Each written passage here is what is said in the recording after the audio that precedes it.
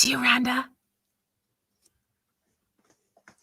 Welcome to the Christian Indie Writers Podcast, where we inform, encourage.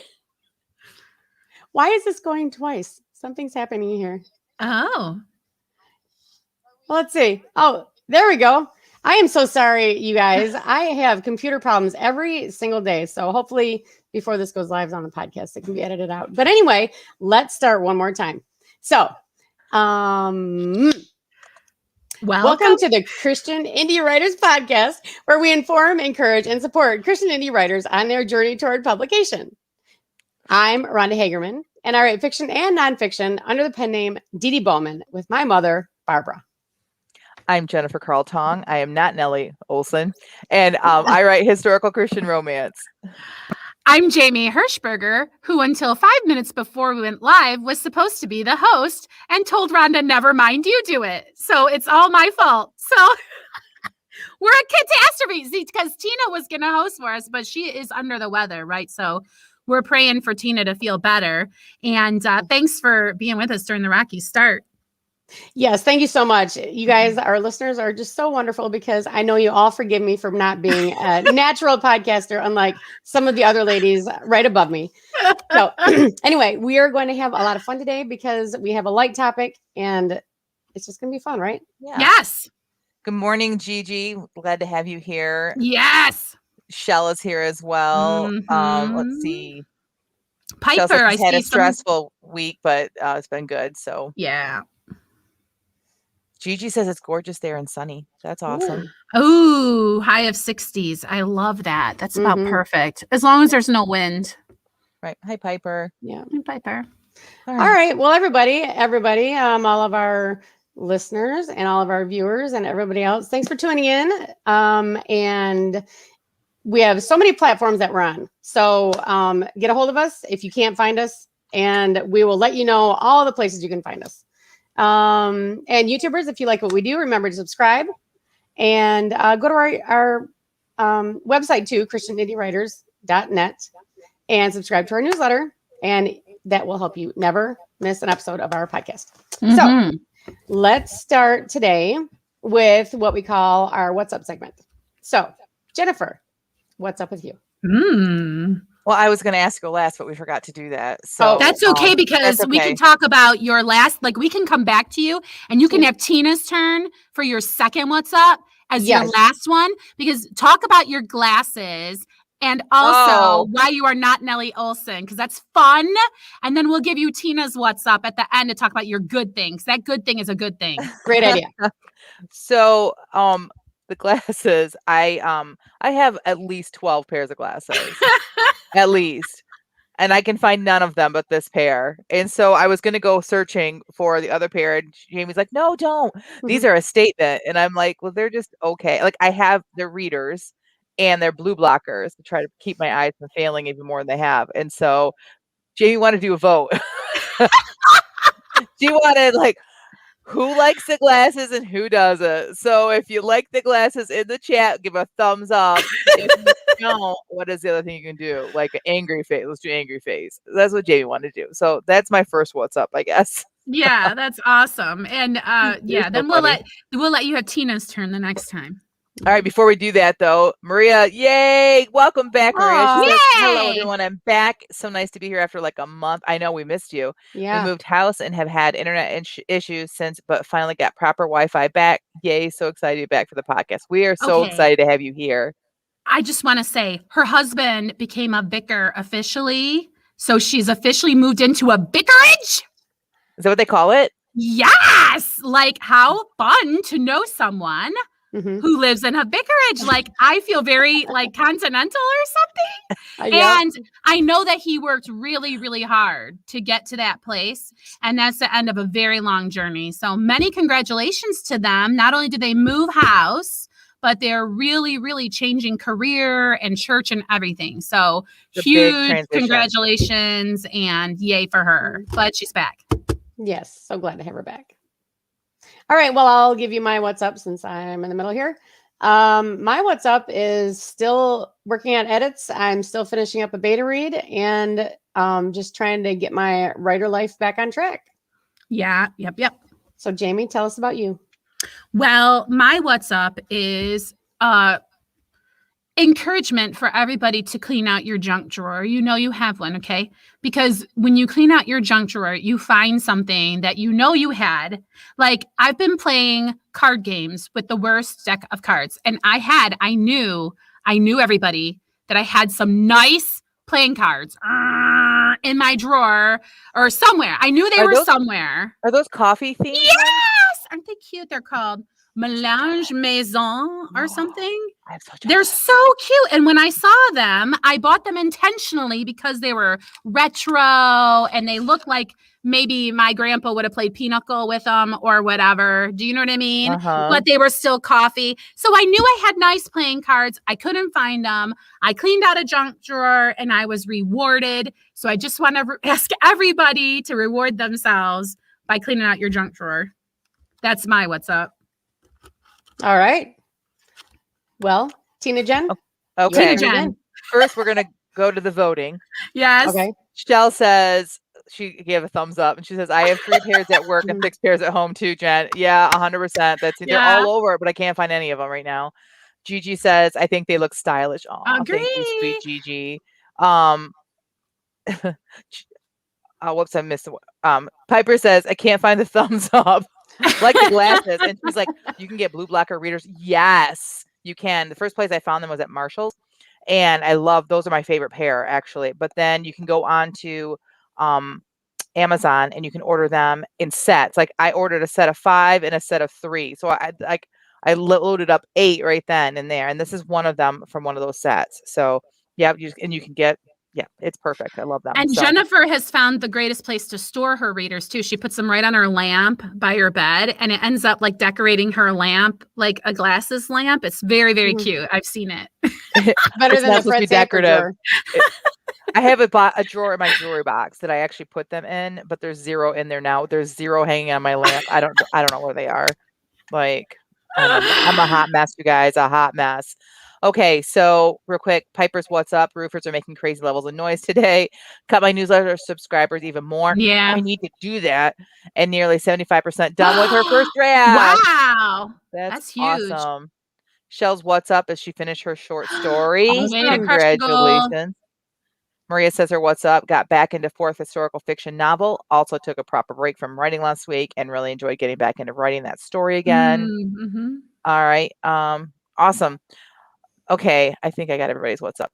All right, so my what's up is yesterday I released book 3 of my series. Congratulations. Released book 3. We had our release party. Jamie was my host last night, as usual. And I ended up, now we talked in the podcast last week or the week before how I did the research and discovered that I was not going to be able to hit I had high doubts I was going to hit number 1, and I did not. It's a much more competitive field than I had really. I mean, I knew it was competitive, but it's much more than I thought. So hold on, specifically for people who are like super newbies, hitting number 1. So like you're talking about on Amazon.com, you were wanting your book to be the number 1 of the category. Of which category? Like, so because any of them that I'm in. So Christian romance, Christian historical fiction, Gotcha. Christian fiction. I've hit number 1 with my first book when it was in the free categories. So I've hit that number 1 in several categories several times.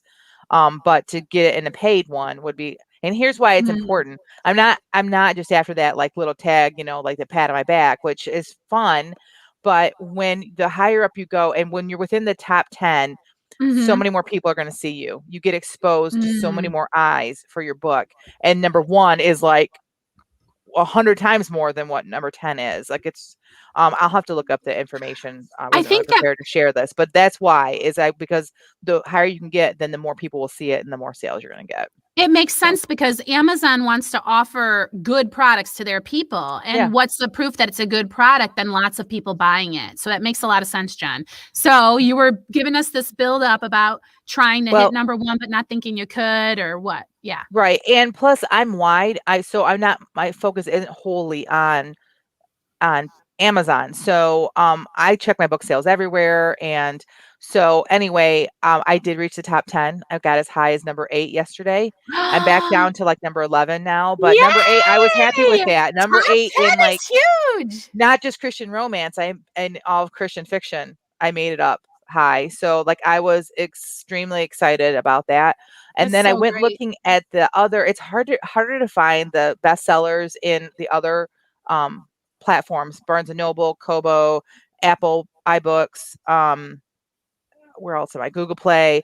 But I was able to find it in Barnes and Noble. So I thought I'm gonna scroll through and see how far down. I'm thinking I'm gonna be like the 50s or whatever. As I'm doing it, I realized that Searching for Anna's in the top 10.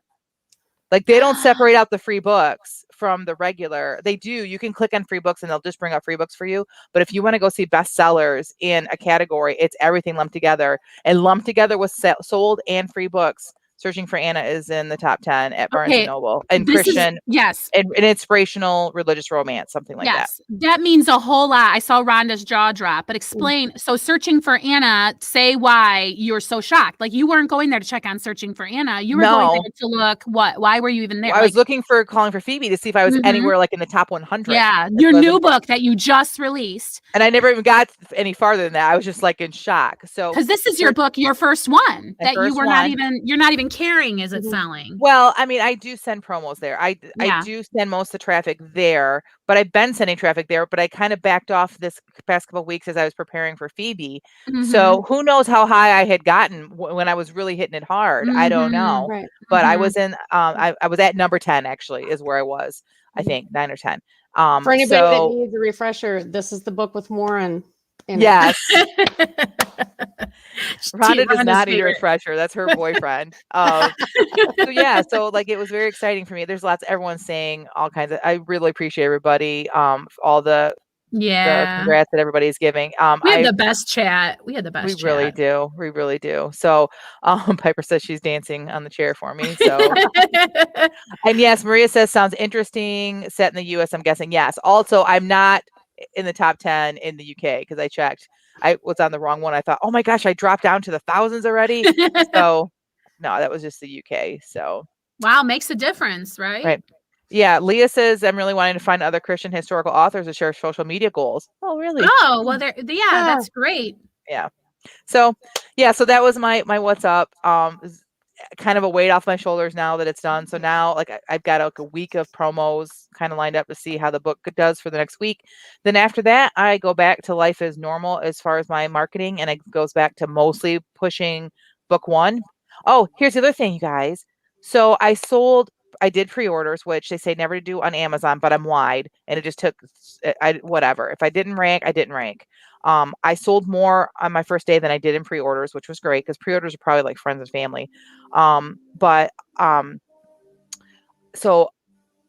the thing I didn't think about is I was selling book 2 like through the roof because people got sent to book 3 and realized it was book 3 and probably went back and downloaded book 1. I had a lot of downloads of book 1 and then bought book 2, and book 2's at full price right now. So that was an added bonus that I hadn't expected. So yeah, that was very exciting for me. Right. That's why they want you to have many books, because once you're discovered from one of your titles, people want your back catalog because they like your voice, they like what you've done, and they go looking for more. That's why they say if you're not selling that first book, get busy writing the second one, because the second one will sell the first one. So don't give up. If your book is languishing, don't ignore that advice to just dive in on the next one, right, Jen? Yes, and understand that I wrote this book. I mean, like book 1 came out a long time ago. Like this is a process. When I first put out my first book, I wasn't making sales. When I put out the second book, really wasn't making sales. Third book is what the people always say, your third book, your fourth book. I'm telling you that is true. The third book is out. I have been using newsletter promo sites. I have been doing social media and everything. I did a first book freebie the process works, but yes, don't Jennifer. be discouraged when the first book doesn't sell. Right. Jennifer told you with her mouth, she's a Martha last night on the podcast special that we did, that little party. She said with her own mouth, she will work and work and work a plan. And she did. She got a plan and she worked it, and she is reaping rewards. So there's a plus side to being a Martha, Jennifer. Your butt was in the seat, and now you are harvesting your earned harvest, and you really deserve it, Jennifer. You really deserve all of the accomplishments that you've gotten and all of the kudos that you're getting. So bathe in it, girl. And I can't wait to get that next book out, because you know that next book is going to drive sales of the whole series. Right. Yeah. Exactly. Leah agrees. She says, I noticed my book sales for my series really took off when I released third. After that, it's golden. When the fourth one comes out, I'm expecting even bigger things, because I've had so many people say to me, I want to read your book, but I don't read a book until I can get the whole series. Right. It's the Netflix and generation. Like, you know, everybody wants to binge. And I've gotten that enough from people actually saying it to me that I know that there's people out there that's what's going to happen. So I'm excited about that. And I'll after I release book 4, I'll wait a little bit, and then I'm going to release a box set where you can get all of them. So that will help the series too. So yeah. Yes. And if you're just tuning in, just don't give up. Like Jennifer just didn't give up. She had so many roadblocks thrown in her way, really big ones. Like if life, like she got cancer, like legitimately, like, you know what I'm saying? Like big life blocks, but she just kept working toward her goal. And that's what people are like, if I have to write from 10 to 12 every day, I'll never do it. Well, nobody's saying you have to do that, but they are saying you should never give up, and you should keep working toward that goal so you can get across the finish line someday. Yep. Agreed. Speaking of working toward goals, so today's topic is about research trips. So, Jennifer, is there any segue we can use for any of your books? Do we have a goal? Have you taken any research trips, Jennifer? I have taken research trips. I've taken one specifically for this book, and I have a bunch of pictures that I can share from that. And I have goals of new ones too. I know we're going to wait till the end to talk about that, like what goals we have specifically for research. Yes. What about you, Rhonda? Have you? Well, okay. So specifically for research, no, but I'm constantly researching anything anyway. So I would have to say yes, but I've never organized a trip specifically to research for a book. But I have gone back in my memories and my photographs of other trips I've taken to use that. So, Jamie, I've done that as well too. Go ahead, Jamie. I thought the answer was no, but it's just now occurring to me that yes, I have. I got in my car and I went to downtown Orlando, and I did stand-up comedy as research for a book that I haven't written yet. That is only a rough draft right now. How do I not know this? I know. I know. It was for last year's NaNoWriMo. I went and did it.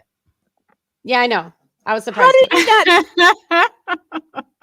How did I not know this? How did it go? Really amazing. It took me a while to get brave enough to get up and do it. I did twice. And like, I don't think it's necessarily a career for me at this point, but I felt like I really wanted to do it. And it was during NaNoWriMo, and I was able to say to people, well, I'm a writer and I want to write this well. I want to know this experience. And so I went and did it. And it was like really, really a great time of my life. I mean, I was unsupervised. My husband was on the road. What do you want from me? No, your daughter went with you. Did she stand up? Oh my goodness. It was horrible because these were not clean comedians. I'm like, I'm corrupting my child as she sits there listening to this horrible comedy. I'm like, I'm the worst mother ever. But she'll be 18 in January. So she was like, oh, Mom, like, I'm never going to hear X, Y, and Z. But yeah, she went with me, and she didn't go with me when I was on stage because after that first experience, I was not taking her back. But I did go, and yeah, twice I recorded it and let them hear it. But that's probably as far as it's ever going to get as far as public is concerned. It's already out there. You know, anything you do is out there anyway. I think I saw someone taking my picture because, you know, it's just like anything else. The scene of the people who are in it are very much like you think you're somebody. So a lot of times they're taking your picture to like mock you. So you're just there to like, whatever. You have to just be brave and be yourself because someone's going to make fun of you. You think you're great, right? And so it's one of those kind of experiences. Fun to do. Okay, so you did that. All right, so let's jump into the why of this, because somebody could be watching us and go like, "Oh, that's a fun story," but like, why would you take a research trip? Now, you specifically took it for what reason, Jamie? Well, because it's one thing to observe somebody standing up there, but I'm really big about writing the internal so that you can understand a character. And if you can't put into words what is going on in the person's brain as they're experiencing something, how can you write it authentically? And so I almost felt like feeling sweaty palms while you're holding the microphone, churning in your stomach, things so that I could really describe it when the time came, I thought was going to be invaluable. And it was safe enough because these were little open mics in rinky-dink places, but it was still going to be enough that I could authentically write what that felt like for somebody. So it makes me just more excited than ever to get back to that project someday. Hopefully it won't die with me. I got to write this one first, Jen. So, finish this one. Yes. So I think that the authentic writing is like probably the number one thing for me too, is that like, you know, like you got to get a feel for the place. Like we talked about like even feeling the climate of it, you know, like the Upper Peninsula does not have the same climate as the Lower Peninsula. It's close, but it's not exactly the same. And unless you're there, like when I went there, it was May. It was the end of May, Memorial Day weekend, and there was still snow on the ground in places. And that would never happen down here. Like down here, we're planting our garden. Like it is hot. Like we're opening pools on Memorial Day weekend. So it's just it's a different thing. And so if I were to write about the Upper Peninsula based on where I live, just because I live in Michigan, that wouldn't be authentic. So and like the animals and just different things that like you just see up there, you know, or anywhere when you go to a place.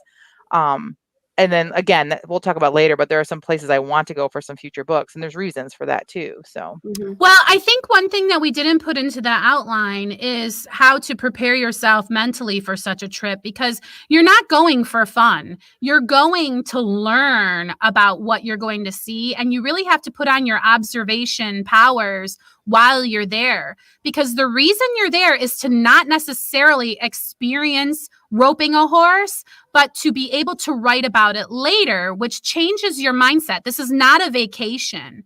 You're going there intentionally to remember what this is all about. So your eyes are open to all of your senses, right? Your eyes are open. No, that's only sight. So all of your senses need to be, you know, working, right? Right. Agreed. Maria says that she's kind of done lots of research trips in a way because her historical setting is inspired by the Lake District. Only the trips happened before I properly started writing them. That happens too. Like, so a lot of like things that when I started writing this book, it was based on previous trips. And I think that's important too, that as writers, when we visit places, it is good for us to just kind of keep an eye out, even if like we're not really thinking about a book right then, you don't know what's going to influence it. Right. But today we're speaking specifically on like purposefully taking a trip, right? So purposefully, like I purposefully knew I was going to the UP. So we decided to visit a ghost town up there that is out of the way from where we were going. And it took us several hours really to do this, but it was totally worth it. So, but again, I got things out of like I had written things and I was so excited about how many things were similar to what I had already written, but then I had to change some things. So I'm like, oh, this is how really more authentic it would have been. So it can also inspire your writing too. You know, like Maria was saying that, you know, she had been all these places already. Sometimes you go on a trip and then it gives you a story. Have you guys ever had that experience? Yeah, I have. I'm not the kind of person that can just create something out of nothing in my mind. I need to be inspired by something that I've already seen before. And so if I go to a place, if I'm writing a scene, it's playing in my mind and it's something I've either seen before or pieces of things that I've seen before I'll put together. So actually being in the place that I want to write about is very important for that. That's fascinating, Rhonda, because I think you write what you see and I think I write what I hear. I think because my daughter has told me write what you see many, many times. And it's just interesting how like different people, like I think my husband would also say, I write what I see. Isn't that interesting? Yes. Yeah. That's why different authors are good for different people. Yeah, for sure. Some people want to see the scene and some, Yeah. It's awesome. Yeah. So there's some chat happening between Shell and Maria because Shell's written a book that's set in the UK and she's never been there. I think Maria's getting ready to book her trip. Yes, Marie's gonna have us all there. She's gonna, Well, she's on the vicarage now. Yeah. Can we throw tents up on the property? How would that go over? We will sleep on a pew. I totally would sleep on a pew. Yeah. I have slept on a pew. Teen mission trips, 100%. Yep. Yes. Okay, so we're gonna get to where we want to. We're gonna get to in the podcast where we want to go, where we want to dream to go on a research trip. But where have you guys been on research trips? Jamie, you mentioned that you had gone Orlando. Oh, no, but I mean, so I haven't, like Rhonda, I haven't intentionally been to say I'm a writer on a research trip, except for that. But like everybody else, I'm inspired by the places that I go, mostly when I've been camping, or basically anywhere that gets me out of my daily 9 o'clock, I have coffee, 10 o'clock, I write with my friends kind of routine, always ends up coming out somewhere in my stuff. It all goes into the sausage grinder. But when I'm out and inspired and I discover that I'm inspired, that's like a gift, right? So I'm like, oh, wow, this would be a great place to set a story about whatever, fill in the blank. Mm-hmm. So that always feels like a present that drops into my lap. What about you, Rhonda? Have you been anywhere? Yes, as a matter of fact, last year, I think it was around Christmas time, right? Was it 2 years ago? Mm-hmm. Yes, we went to Lapeer, Michigan. That's right. That's right. Yes. And what we were going to do is we were all going to write a Christmas compilation, and it was going to be set in Landon, in Lapeer. And our 4 stories were not going to have anything else in common besides that. But anyway, we actually broadcast our podcast from Lapeer. Yes, we did. Yeah. A cute little coffee shop there. Yeah, I remember that. Yeah. So that's a cute little town. We still have that on the back burner, that little project. So yes. Well, I kind of hinted at this, but my trip was to go to the Upper Peninsula because I was working on this book, and we went to Fayette, Michigan, which is an abandoned mining town that is pretty well preserved. And now it's a state park, so they're going in and trying to preserve more stuff. But can I share some pictures? Would you guys like to see? I would really like to. Because see, Jen, like that's really awesome because I would want to just go there. It's like just a good excuse to go there. So yay, take me there virtually. If it weren't so out of the way and hard to get there, because it is a long trip just to get there, because it's all the way down in the Lake of the Dog if you are from Michigan. But it would go again because I really enjoyed it. But okay, so on the way there, you have to go through Mackinac, and if you read the book, that's one of the places that her train stops is in Mackinac. Mm-hmm. And this here is a restaurant in Mackinac City, but it is actually the actual train depot that would have been the depot her train would have stopped at before going across on the Wattawatam, which I had a whole chapter about the Wattawatam, which was this is crazy, guys. I had to take it out because the book was too long. Mm-hmm. But the train used to actually back into a boat. The whole train go across the water and come out. Like if you're afraid of water, how heavy is a train? But that's what they would do. They'd come with here people on it, with people on it, and cars would drive on too. On a boat. Oh my goodness! I know, and that just freaks me out to think about that. But anyways, this is the actual train depot that she would have stopped at. Now this is one of the cliffs. I know this is right at the ghost town, and this is one of the cliffs there. I just look at that and I just think home, right? Like, I mean, that is, yeah. Mm-hmm. This is Lake Michigan, my favorite lake of all the Great Lakes. So this is looking off. These homes have not been restored yet. Wow. These were abandoned by the early 1900s, and this is how good they still look. It's much bigger than I imagined. Is this multi-families? Did they have multi-generations living with them? Their homes are so big. Here's the thing is that so men went north to the UP to work the mines, but then then we're living in tents, and then when it got cold, they had to leave. So these mining towns were the companies that were owned by most of the people from the East Coast. Companies from the East Coast came in and started building housing so that people would bring their wives and children so they would stay because they wanted to work year round. So these right here would have been like mining families. This one here is a little bigger. This is how I imagined not the Smith family, I'm sorry, the Spear family's house. It's a little bit bigger. They have more property. The people would not have actually owned these homes. They were owned by the mining company, but they got to live in them for free if they worked at or maybe they had to pay rent. I'm not really sure. It depended on the company. This would have been the hotel. Look at that. That's amazing. Look at that building. Now, keep in mind, this is in the middle of nowhere, but because Lake Michigan surrounds it, it was thriving because of boats and shipping and like that. So, this is the inside. Look at the beautiful carving and just the woodwork. The banister, so beautiful in this home and this hotel that, in essence, it's like it's a ghost town. Like people go there just to visit it because it's a ghost town.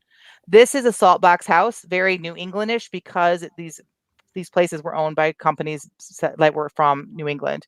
This is the type of homes that they would have had there.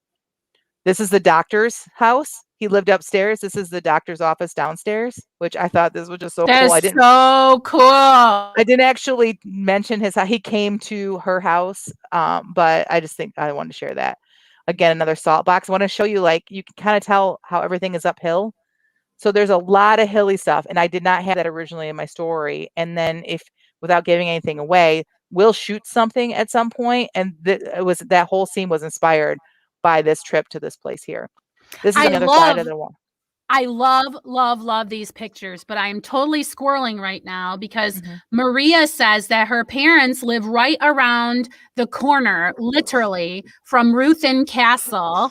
And that's where Shell wants to go and visit. Like, it's a connection just waiting to happen. So Shell's like, I have to plan my trip right now. So anyway, I just think that's fun. Jen, what is this here? What is this water? So this is like, you can walk, this is like a little inlet. Lake Michigan is actually behind these buildings that we're looking at. This is like a little inlet because the water Lake Michigan comes all the way around this. This is why this was perfect for a mining town. It was, so right here where my mouse, do you see my mouse? Where my mouse is, that was the store. So that would have been the company store that I mentioned. I don't have a hotel in my thing, but then all of the housing starts here and curves around.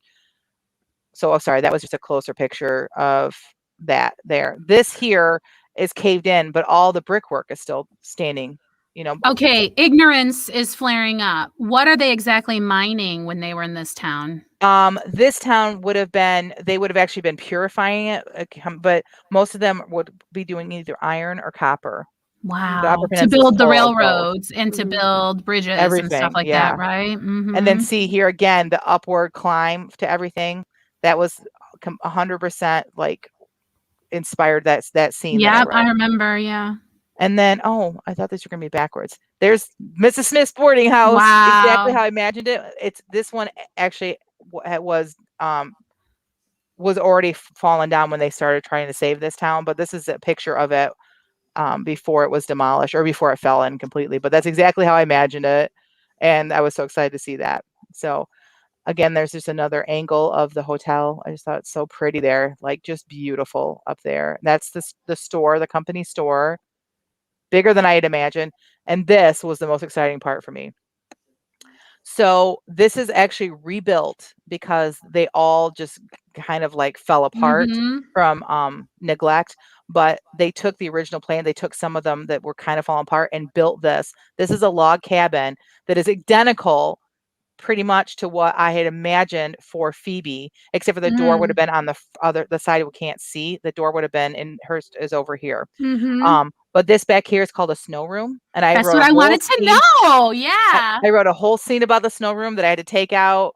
But this is like where they would come in and take all their snow stuff off and then go into it's a little tiny house. This is literally a shed that a lot of the laborers would work in, would live in. This was like the poor part of town. And that's what I had imagined that she would live in. That's all I need right there. Yeah. I just need that.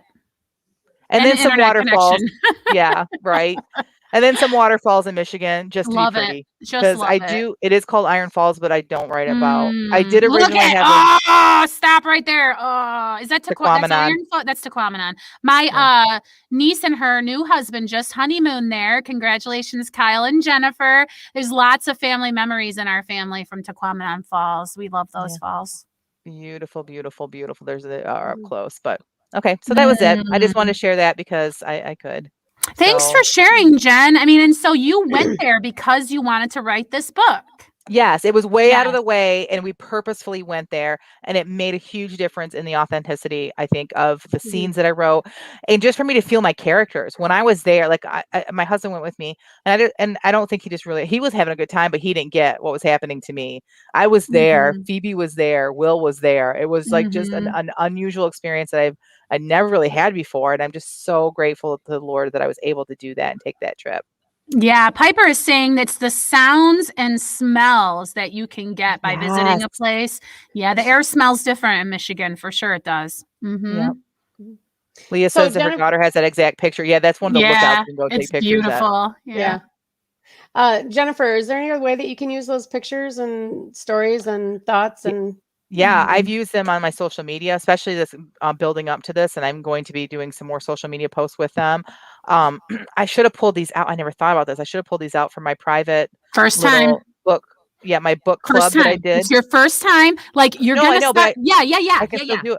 I can still offer this to people. I can do like a live on in my group where I just kind of flip through these and talk about it, which I think I'll do that. Yeah. There's so many things you can do with this. So it's very, very cool. I took these pictures. I could use them for my book cover if I wanted to. Now the buildings might, because they're owned by the state of Michigan right now, I'd have a check on that. But all the scenery and stuff, I could put those under the cover. Yeah, I mean, you own the photographs. You could type it up as an article and put that on your blog, and put it in your newsletter, maybe just a click here to read or whatever. But the point is, it's another little bit of manure to spread around, right? Yes. Yeah. That's exactly right. But we also know that not everybody's going to be able to do that. Right, take these trips and something like, again, like I think it's awesome if Shell gets to go to the UK, but what if she can't? We talked about different things that you can do if you cannot make it to the on your research trip. And we talked about, but Tina's not here. She was going to talk about this with us, but Tina has done like virtual trips before, which I have as well. Have you ladies ever done this before? Oh yeah. The virtual trips? Yes. Yeah. It's about the only way that I can really go anywhere when my husband is out of town for work. Like if I had to only write the places I'd been, it would be like, well, here's Flint, Michigan, wash, rinse, repeat, everything that I write for people. So if I want to write someplace and I don't know about it, I'm going to have to go virtual. And Piper says, and if you write sci-fi, that kind of travel could be difficult. But not impossible these days. But yes, that would be very difficult. I know Tina uses Google Earth.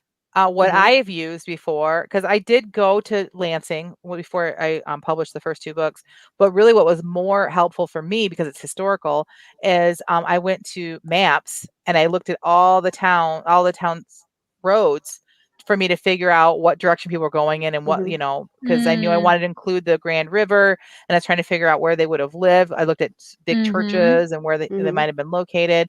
And then I happened upon, and I was very lucky to find a map of Lansing right around the time, a period of my books, right before it actually. And it was a road map. So the original names of roads were there. It even had some churches on it. And that was a great find for me to be able to like use road names and like just to have like a kind of like a general direction of like what was happening physically to my characters. So it was really great. Yep. And if you are trying to do it digitally, a couple other places you could try the Chamber of Commerce of the town that you want to go to. The local historical societies, the smaller ones, are going to have more specific information about the town that you're looking for. Nice. That's a great idea. If you are happy using Google Earth, you could also use Google Maps. Google Maps and Google Books also. You can look up gazetteers, which are old books. They're sort of like the original phone books, but they go way back to the middle of the 18th or the 19th century. Does that word have to do with gazette? Yes. So gazetteer, are you telling me? What does that mean now? So it's like a information directory? What are you saying? That's depending how you put it out. It was like, think of a phone book from, well, not today, but like from the 90s. Yeah. Okay. But it can also have almanac type material in there. And information about, I mean, if you want to talk genealogy, then a gazetteer is a wonderful resource for you. But it I'm also works for saying, writing. back before we had the internet, a book was like the most powerful thing a person could own. Do you realize? Like, it's really interesting how much we've replaced with technology. A gazetteer, huh? That's one for my lexicon. Thank you. Oh, you're welcome. I appreciate that. All right, so let's do some dreaming. Where would you guys like to go on a research trip? I would love to go back to Scotland. I spent a week in Edinburgh, and I would love to do another week, and I still don't think I'd be done. Are you like looking to do a series set in Scotland? Yes. Yeah. She's like, no, if it gets me to Scotland, yeah, if if that's what it takes, sure. And lots of kilts. Yeah. I have 2 locations. I want to go to Chicago. Been to Chicago, but I didn't go as a research trip. I've been there a few times, but I've never gone as a research trip. I want to go and walk where my characters are walking. I want to look for like genuine things. I want to have some Jenny's ice cream. Did you know there's a place called Jenny's that spells it the way I spell it? I want to be able to do all that to make my story more authentic. And then I really, really want to get to a Texas ranch. I'd love to be able to go see even if it's an abandoned one, like the homes like they used to live, the adobe homes, and what it would have looked like and felt like. I really want to get down there and do that. So that's my dream right now. Well, my dream is to be put in everybody's suitcase because you guys are talking about going to see castles in Wales and see Maria there. And Maria, once again, is teaching me how to say it right. I got to go back and read her little notes because the town where her parents live has a weird pronunciation. I got to go look it up. But the point is, Vicky Hughes wants to go to Saint Michel. I think you say, I don't know how to say it, but it's this castle that gets surrounded by water for part of the year. For me, because I write what I hear, less of what I see, I want to go meet these people. So like just the more people that are different that I meet, the happier I am. So I don't care where I go because I just want to go have experiences that I can then translate into writing for people. So it's less for me about the actual destination and more about what and who am I going to encounter once I'm there. So just put me in your suitcase and give me a way to take notes and a laptop. And when we get back to civilization and internet connection, so I could tell the world. That's how I feel about it. Okay. All right. I'll get a bigger one. Pretty big. Yes. All right. Okay. Any other comments about traveling and what's going on in the chat? I don't think so. There's so much going on in the chat. I don't think that we can even, if you're listening to this, you need to go back and read the chat because there's so much going on. Like I just love our listeners and our chatters. They just are a wealth of information and supporting each other. And everyone's agreeing that Scotland needs to be on the to-do list, I think. And Ireland and England. And yeah. So. Yeah, Scotland is definitely, Rhonda, yes, I would love to go there. I mean, I have Scotch-Irish ancestry, and so I just have a feeling I would get there and feel very much the way I feel about Michigan. If I just got into that region at all ever. So I'm not really a bucket listy kind of a person, but that one is like, I would never turn down the opportunity to go. Do you know what I mean? Yes. Well, Jamie, let me tell you specifically that, you've got your Appalachia blood. And when I went to the Highlands, I understood why my ancestors came from the Highlands to Appalachia because it doesn't have the trees, but the mountains and the streams and the goats. And I felt like I was at home. That's how I dream of it, Rhonda. You make me totally want to go there. All right. Okay. Well, then should we move on to our feeding of the backs then? Ooh, fun. Okay. Let's see. Jamie, how about if you go first today? All right. Tell us our prompt. Yes, we sprinted right before we went live. We spent 15 minutes just writing away to a prompt that Jen posts before we go live. So you guys could do this too to give you another piece of manure to spread around on your social media. And the prompt today is a sentence in quotes, which means you have to use it in your piece. And the sentence was, how did you come by such a big sum of money? And here's mine. How did you come by such a big sum of money? Millicent asked, lowering her lashes and twisting the stem of her wine glass. It was the question she knew she was expected to ask. Daniel sat there all propped up on his chair cushions with a big cigar in one hand and a Dewar's on the rocks in the other, just as he always did, holding court for Millicent and the other ladies of the Garden Society, who never seemed to understand that the name of the game was to coax the funding they needed from the hand of this misdirected would-be sugar daddy. It was all speculation, my dear. Daniel tapped his temple with a finger from the cigar hand. Brilliant business deal on my part. Bought back that 40 when it was worth peanuts. No, not even peanuts, as I recall. That's what crop was growing there when I bought them out. He laughed and Millicent smiled. Jody, who at least half had a clue and enjoyed being brought along for the sake of the refreshments Daniel always had brought out by his people, whom he sneeringly and repeatedly referred to by a racist moniker no decent person would use in polite company. He dropped it again, and Millicent twisted the linen napkin in her lap. Why hadn't the grant funding come through? She sighed inwardly and tried to hold back tears as she let this bloviated wail of a man drone on and on about his personal brilliance, while she imagined imaginary dollars flying out of the gaps around the windows down at the Little Saints' Home for Orphan Children. Why, she wondered, was she forced to sit there, like every other person in this man's life, pretending that he was something amazing? Because he has the money and I don't, she thought, swallowing the truth like a pill, along with a swallow of wine so expensive the people on her block would have to take up a collection to afford a single bottle. Will you excuse me? Will you excuse me, she said. She slipped into the gilded guest powder room and cried. So good. Oh, I feel for her. And I don't like this guy at all, which I think is the point. Maybe. So many details pointed to the same sort of feeling. The bloviated man and the expensive champagne. And I really get a feel for this woman's mental state, I guess, is the only way for me to put it. Thanks. I appreciate it. Yeah, agreed. Yeah. The setting is very obvious, and I just feel like I'm sitting there, and so really well done. So yeah. Thanks. I appreciate it. All right. And you got your sons in there too. Yes, I did. I started with it right away to make sure. That's awesome. All right. Who's next? I guess that should be me. Yeah. All right. So this, I just wasn't having any inspiration today. Okay. Here we go. Marcy stood in the doorway of her office, hands on hips, smile spread from ear to ear. This was the moment she'd been waiting for since that disastrous prom night so long ago. Now people would chant, "Marcy is a fundraising hero," instead of the other chant that had been ringing in her skull for more than 10 years. One last nagging, distant voice tried to break through. "Marcy's a fundraising zero." But she squashed it down before it ruined her makeup. She squared her shoulders, blew that one strand of hair out of her way, and began her victory march from her Eagle's Nest office, down the 12 steps to the workspace below.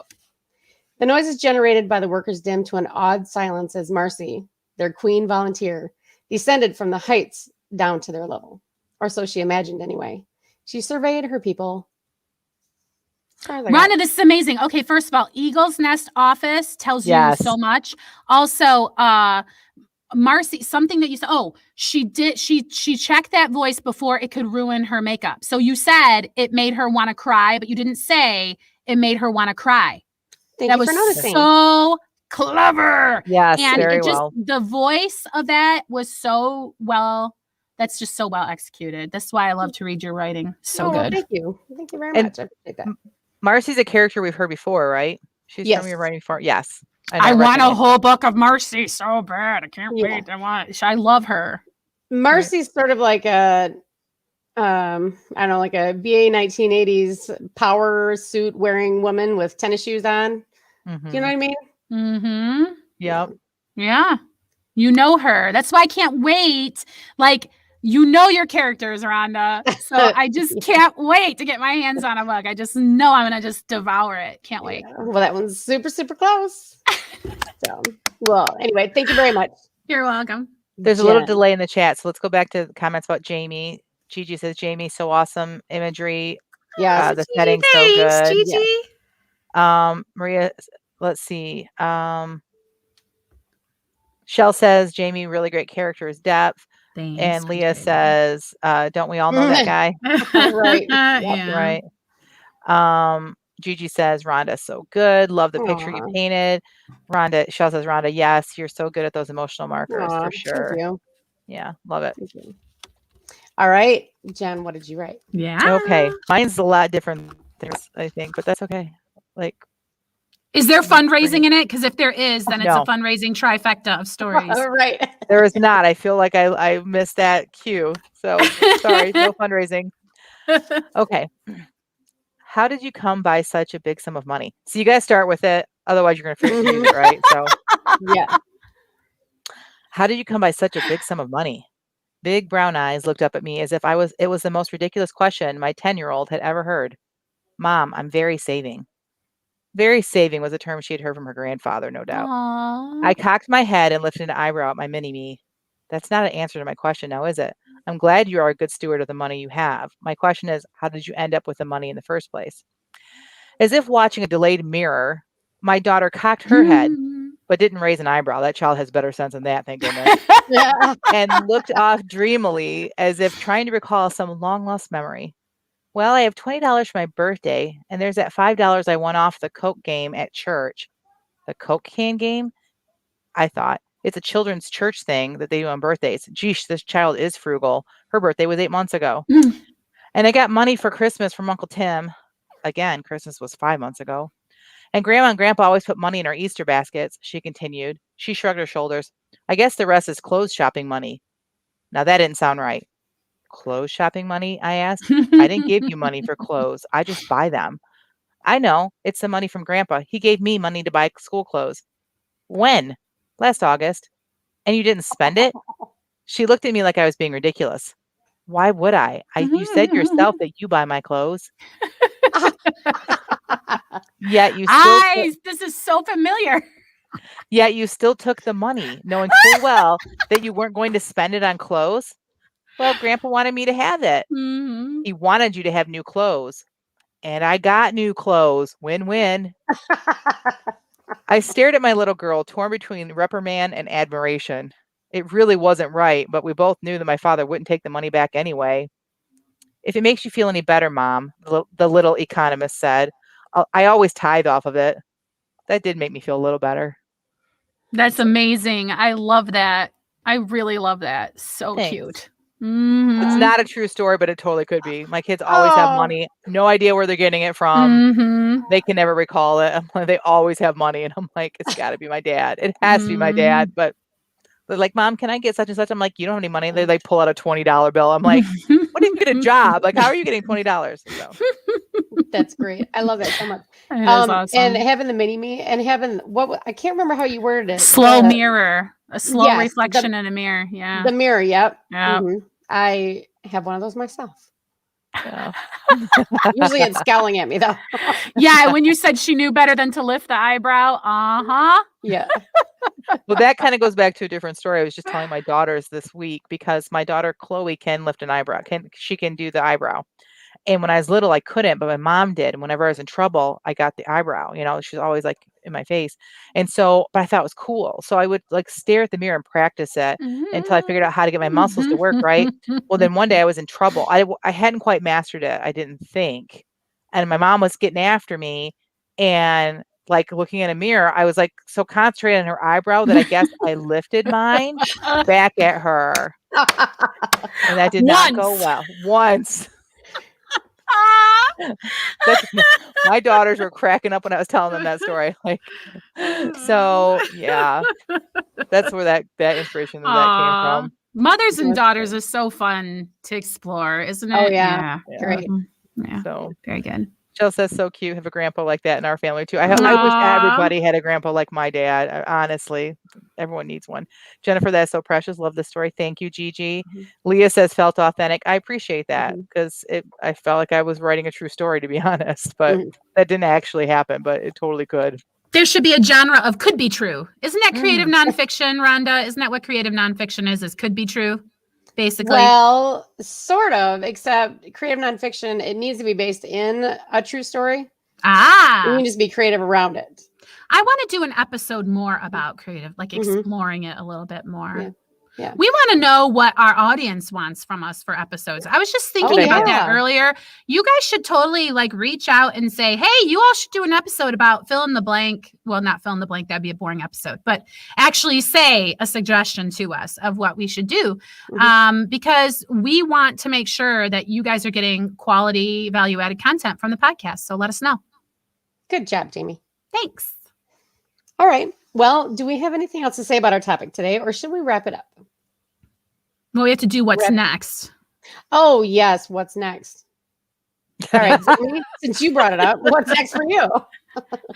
Well, okay. The reason why I'm being like, let's not forget it is because I'm trying, like all of us, to be a better little girl about social media stuff. So in case I forgot to mention on the podcast, I scheduled a post to go out. Since I'm remembering to say it as my what's next, I won't go cancel it. It's going to say, where would you go on a research trip? It's on my Writing Shorts Twitter. Okay, everybody, you probably don't even know it exists because I never try to promote it to anyone.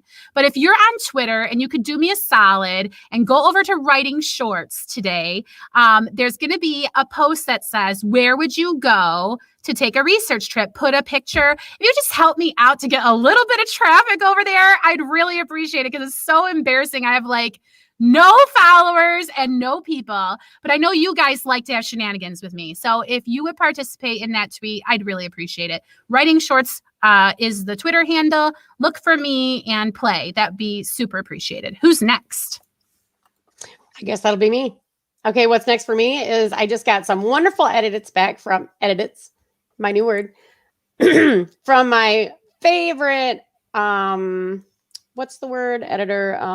Developmental, maybe. Developmental editor. Yes. Thank you very much for that. I appreciate it. So I'm excited to go through those, and I really would like to write all day today, but the sun's shining and I've got some gardening to do and I've got to go exercise and blah, blah, blah, live my real life.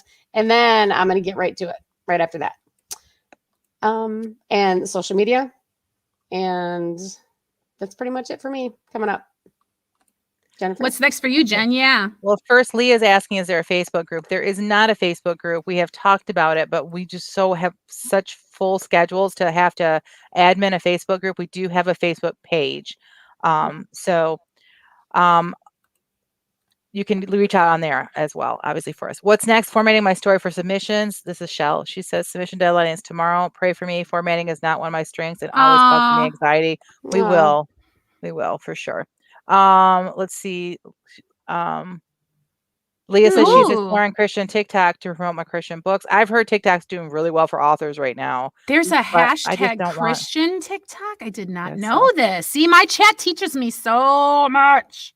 Yeah, she's hoping to create a wholesome environment for clean books on TikTok. So, okay. So, my what's next is it launched yesterday, but like for the first week of launch, it's kind of like this whole process of promos and just kind of like keeping the book in front of people for sales. And then after that, I'm not going to stress about advertising this book or anything. I might do some advertisements, but anyway, I have completely outlined the first 2 books of my Widows of the West series, and I'm working on, I already know who the female character is for the 3rd book. I got to figure out who the dude is, and then I'm going to outline that one and then decide if I'm going to have a 4th book in the series or not before I start even writing. I've already started writing book 1, but I've put it to side. And then I start writing. So okay, can I ask you just a question about, because like Love and Lansing is all about one sister's family, family of sisters and a best friend. But it was basically around the Albright family and like Reverend Albright. And now these widows, they're all independently, like that's fun that you're not like anchored to a family system, right? So is that better for you or worse? Like there'll be a connection. There will be a connection. Okay. Yeah. I don't know if it's better or worse. It's just different. Yeah. It's just different. So the stories still will intertwine the same way that Love and Lansing does. They'll still be like, Easter eggs in all the books for the coming books that are coming out that you don't realize that you read the coming books. So yeah. That's the fun part about doing all this outlining is I'm really able to really figure out how I'm gonna like give all these little tidbits and stuff. So sounds fun. Maria says, writing words for my 4th historical fiction novel, blog post, working out my newsletter, out of sync because of moving house and internet issues. Yeah. Also going to work on a website idea. All right. Busy. Yep. All right. Okay. Well, everybody sounds like they have a lot of work to do. So maybe it's time to wrap this up. Get to it. Sounds good. Yep. All right. Well, thank everybody for joining us. It's been a pleasure to talk to you all in chat. But this concludes the Christian Indie Writers Podcast. So until next week, may your pen be prolific, your deadlines be met, and may all of your words honor Christ. Bye, everyone. Bye.